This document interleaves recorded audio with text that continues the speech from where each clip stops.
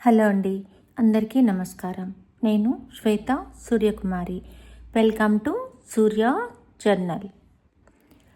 కిన్నెర సాని వచ్చిందమ్మా వెన్నెల పైటేసి, విశ్వనాథ పలుకై అది విరుల తేనె చినుకై, కూనలమ్మ కులుకై అది కూచిపూడి నడకై, పచ్చని చేల పావడ కట్టి కొండమల్లెలే కొప్పున పెట్టి వచ్చే దొరసాని మా వెన్నెల కిన్నెరసాని. కిన్నెరసాని వచ్చిందమ్మా వెన్నెల పైటేసి, కిన్నెరసాని వచ్చిందమ్మా వెన్నెల పైటేసి. రాజరికపు పరదాలు తెంచుకుని స్వేచ్ఛా విహంగంలా ఎగిసిపడిన ఓ అందాల యువతి కథను అత్యంత ఆసక్తికరంగా మలిచిన సితారా చిత్రం సినీ ప్రపంచంలో సరికొత్త అధ్యాయాన్ని సృష్టించింది. రాజభవనంలో రాచరిక కట్టుబాట్లతో పెరిగిన భానుప్రియ అనుకోని పరిస్థితిలో సాధారణ జనజీవనంలోకి వచ్చిన సందర్భంలో ఆమె ఎదుర్కొన్న సమస్యలను అద్భుతంగా చిత్రించిన తీరు వర్ణనాతీతం. సంగీతపరంగా, కథాపరంగా వైవిధ్యభరితంగా సాగిన చిత్రంలో తొలిసారిగా హీరోయిన్గా పరిచయమైన భానుప్రియ నయన మనోహరం చూసి తీరాల్సిందే. పెద్ద పెద్ద కళ్ళతో ఒలికించిన భావాలు అపురూపం. చాలా ప్రశ్నలకు కళ్ళతోనే సమాధానాలు చెబుతుంది.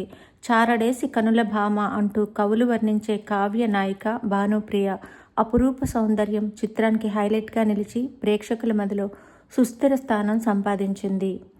వంశీ దర్శకత్వంలో వచ్చిన ఈ చిత్రంలో కథ విషయానికి వస్తే, ఓ గ్రామంలో రాజ్యాలు పోయినా రాజరికం మిగిల్చిన కీర్తిని కొనసాగిస్తూ ఓ రాజకుటుంబం ప్రజలకు పెద్ద దిక్కుగా ఉంటుంది. రాజభవనంలో ఏం జరుగుతుందో ఎవరికీ తెలియదు. గ్రామంలో ఏం జరిగినా రాజభవనం ముందుకు వెళ్ళి వినయంగా నిల్చుంటే కొంతసేపటికి బయటకు వస్తారు. తరతరాలుగా ఇదే ఇక్కడ సాగుతుంది. రాజవంశానికి ఆఖరు సంతానంగా శరత్బాబు, భానుప్రియ మిగులుతారు. తండ్రి చనిపోయే ముందు శరత్బాబు దగ్గర మాట తీసుకుంటాడు. ఎట్టి పరిస్థితిలోనూ రాజరికపు కట్టుబాట్లు కొనసాగాలని, ఆస్తి మొత్తం ఓ తప్పిదంతో పోయిందని చెబుతాడు. కోర్టు ద్వారా ఆస్తిని దక్కించుకుని చెల్లెలు భానుప్రియకు మరో రాజకుటుంబంతో పెళ్లి జరిపించాలని. ఈ మాటలను తూచా తప్పకుండా పాటిస్తూ శరత్బాబు ముందుకు సాగుతాడు. కోర్టులో ఓడిపోవడంతో ఆస్తి కోల్పోతాడు. అదే సమయంలో గ్రామంలోకి వచ్చిన పగటి వేషగాడు సుమన్ పరిచయంతో ఎవరికీ తెలియకుండా భానుప్రియ బయటకు అడుగుపెడుతుంది.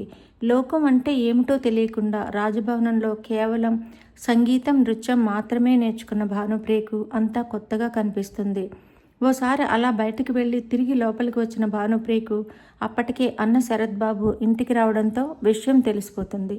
పరువు పోతుందనే భయంతో ఆమెను ఏమీ అనడు. మనుషులను పెట్టించి సుమన్ను చంపిస్తాడు.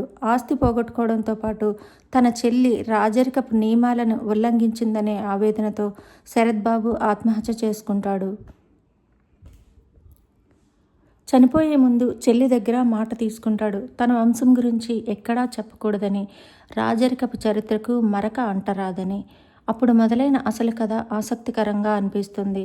రాజభవనం నుంచి రెక్కలు తెంపుకుని బయటకు వచ్చిన భానుప్రియ ఆగి ఉన్న రైలు ఎక్కుతుంది. అదే బోగీలో ప్రయాణిస్తున్న ఫోటోగ్రాఫర్ సుధాకర్ ఏడుస్తూ కూర్చున్న ఆమె బాధను గమనించి టీసీ వచ్చినప్పుడు ఆమెకు టికెట్ కొంటాడు. అలా మొదలైన పరిచయంతో ముందు మోడల్గా, తర్వాత సినీ నటిగా మారుతుంది. అన్నయ్యకి ఇచ్చిన మాట ప్రకారం తన వంశం, ఊరు, పుట్టుక గురించి బయటకు చెప్పదు. తప్పని పరిస్థితిలో ఓసారి సుధాకర్కు నిజం చెబుతుంది. అతని ద్వారా కాకుండా వేరొకరు ఆమె చెబుతూ ఉండగా వినడంతో సినీ నటి సితార అసలు కథ అంటూ పేపర్లలో పెద్దగా స్టోరీ బయటకు వస్తుంది. ఇది భరించలేక తను కూడా చనిపోవాలని భావించిన భానుప్రియకు అనుకోని విధంగా సుమన్ బతికి ఉన్నాడని తెలియడంతో కథ సుఖాంతం అవుతుంది. ఇది అతిపెద్ద స్టోరీ. నిజం చెప్పాలంటే ఈ రోజుల్లో అయితే కనీసం 3 భాగాలుగా ఈ చిత్రం వచ్చి ఉండేది. తెలుగు సినీ చరిత్రలో సువర్ణాక్షరాలతో లిఖించదగిన అద్భుత చిత్రంగా సితార సినిమా చిరస్థాయిగా నిలిచి ఉంటుంది.